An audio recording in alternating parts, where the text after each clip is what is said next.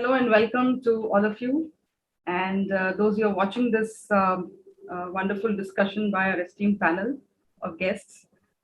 Thank you, and we hope you get valuable insights in terms of through their life journeys in terms of how to go about the inside-out approach towards self-growth. It's about doing the inner work and being able to grow from within, just like a tree is given water so that it's from within the roots become healthy, so that the outside fruits become healthy, and not the other way around, that you try to push the growth without making the roots strong. And all our cultures, whether it is the Western culture, Eastern cultures, they all talk about growth from within. And so that's something that is a very long-term perspective instead of a short-term benefit.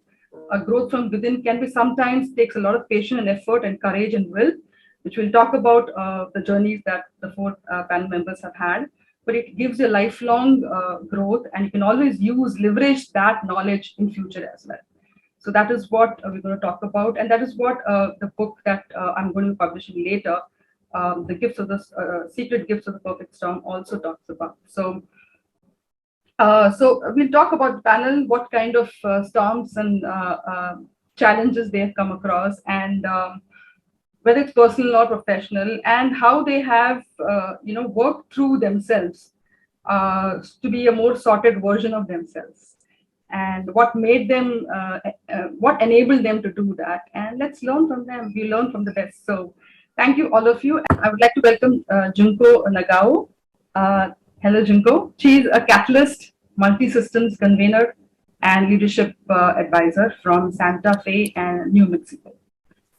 Junko founded New Syphagon to bridge spiritual and business sectors. Welcome, Junko. Thank you for coming for this discussion. We have Shamla Krishnan, senior partner at Search Value, which is a global executive search. Thanks, Shamla, for being here. Thanks for having me, Amrita, today. Pleasure meeting all of you. Dr. Samir Gupta, he has a varied experience in tech as well as financial markets. Samir lives in San Francisco Bay with his wife, 3 kids, and a dog. And he loves hiking, reading poetry, photography, and he occasionally writes poetry, including limericks on demand. Welcome, and thank you for being here, Samir. Thank you, Amrita, for having me. Very excited to be here and talk to this panel. And last but not the least, we have Dilip Rajput. He's director consulting with Larsen & Toubro Infotech, and known Dilip also for a long time. Very energetic, passionate. He also does poetry, by the way, with Samir, and I think you guys can connect later. And yeah, thank you so much, Dilip. Thank you for being here. Thank you, Amrita. I have a lot to learn in this discussion. Looking forward to it. Yes. I think for people who do inside-out approach, we learn from every moment, including me. For me, it's a great privilege and learning experience as well. Thank you so much. So without much ado, let's start. So the way I will go about this, I will check with you in terms of your understanding and how you have approached life. So my first question, or rather I would say the first thing I would like to share would be, what are some of the big moments that you crossed successfully? Challenges, it could be storms, through your inner efforts, and the bridges and the practices that you built to be able to work this out. What are these that contributed to the outcome? I think the audience would love to listen to you. And Shamla, would you like to say something about this? Sure. Thanks, Amrita, for really having this session, because every discussion helps us in getting clarity for ourselves. So, I really appreciate being invited. So, I'd like to tell a small story. I'll not take too long a time. This is essentially, I think this was around 22 years back when I was coasting along in my life, if you will. And I got married, and it was an arranged marriage, and with rosy things that are there in our mind when you get into a marriage and a relationship. Unfortunately, I realized that the person I was married to is not mentally accepting me as a wife, as a life partner. mentally nor physically.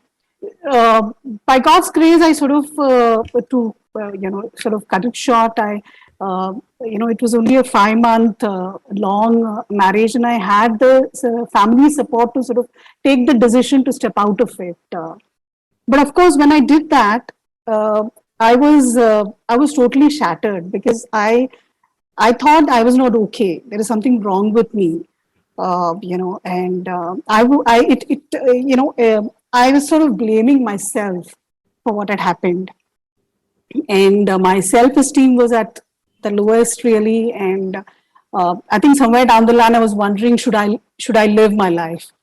Uh, but I must say that the storms that we face, what helps us to really face the storms are first and foremost the people around us.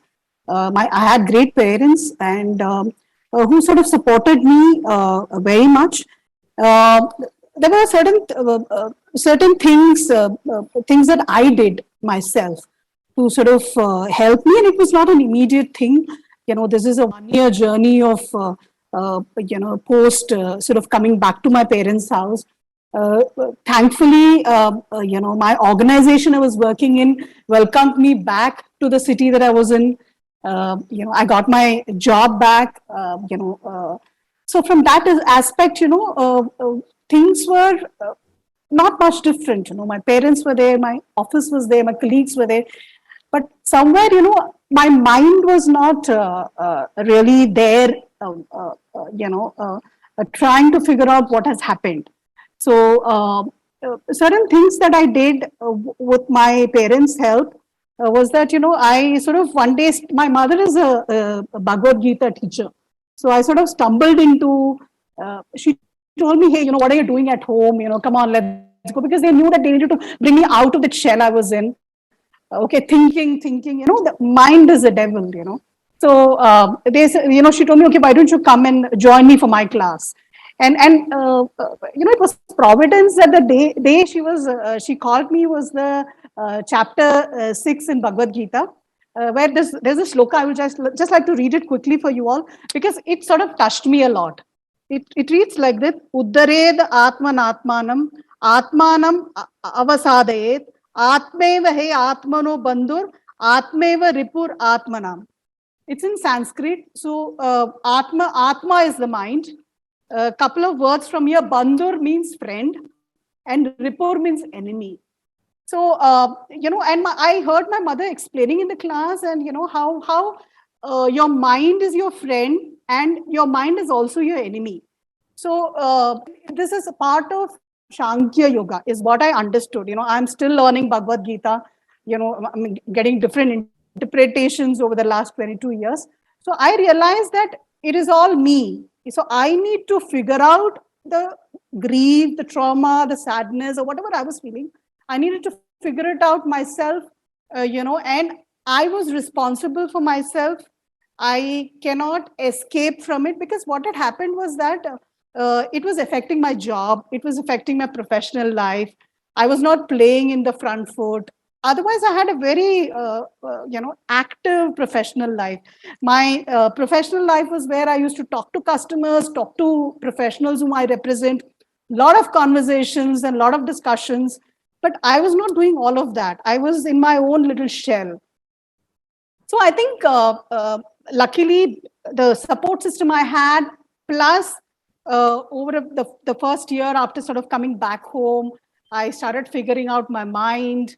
I started realizing that I need to accept what has happened to me and sort of go forward and sort of look at how I can forget what has happened and look at how I can better myself.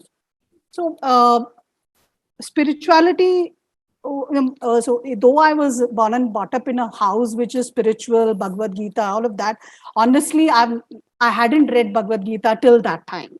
Okay, so a couple of things happened, Amrita. One was I was introduced to Bhagavad Gita. I was sort of willing to be open to looking at things to understand myself, if you put it very simply. So I got into Reiki. Reiki essentially is harnessing the energy that all of us have.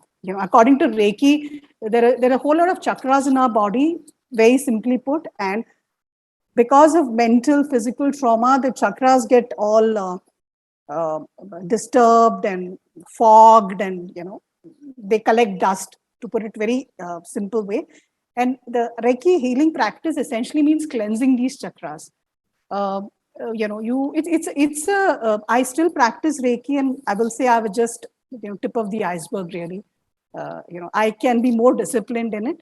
So Reiki helped me at that time. I was also introduced to transaction analysis, and certain concepts within transaction analysis, which is life strokes, uh, you know, uh, uh, uh, I'm okay, you're okay, life position. Because I was at a place where I was telling myself, I'm not okay, but he or they are okay. When you're in that position, you're actually, you don't have a strong self-esteem, you're not confident about yourself.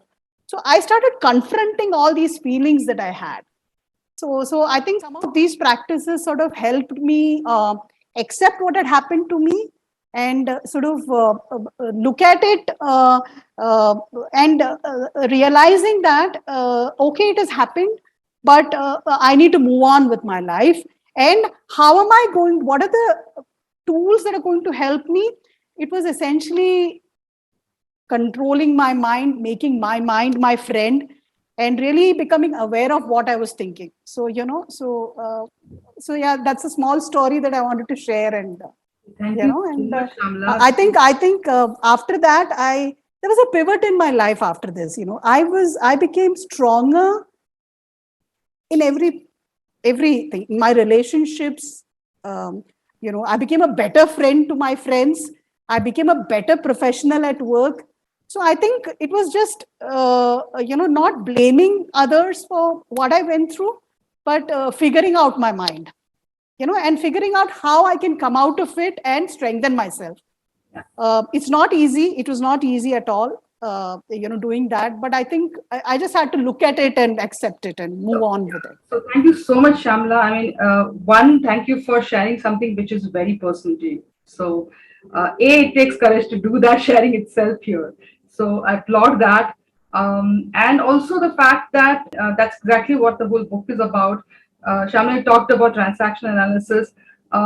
So though your parents were very supportive of you, that does not make your agony lesser than what it would be otherwise to other people, and what very important when you bring up transaction analysis is it's also the thoughts and beliefs that have been put into us that also defeats or enables us in the future. So being able to distinguish what's a defeating thought and what's the empowering thought, and working with that to be able to get through that is something that is beautiful. And chakra work, by the way, is also something that as tool I've mentioned how to work on that on the book as well, because aligning our chakra from the root survival to the creative part to the energy part to the genuine authentic expression vision, all of these parts are so important to be able to align. And thank you for bringing all this up.